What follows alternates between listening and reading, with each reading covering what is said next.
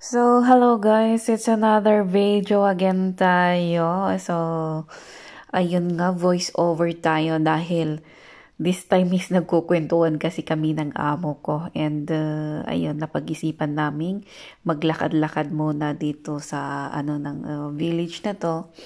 And, ayun, pakita ko sa inyo. Ganyan ho yung view dito sa may tuktok ng bundok. Ayan, malalaki din yung bahay. So, yan yung ho yung seaside. Nakikita niyo yung lalaki din ng building, no? Dito sa may bundok na to, malalaki yung pinapagawa nilang bahay. Tas dalawa o tatlo lang silang nakatira. So, ganun sila. Palakihan ng bahay. So, ayan. Kung makikita nyo, parang parang nasa Pilipinas ka din. Alam mo yan. Dahil sa anyway, village din naman kasi siya. Wala kami sa city.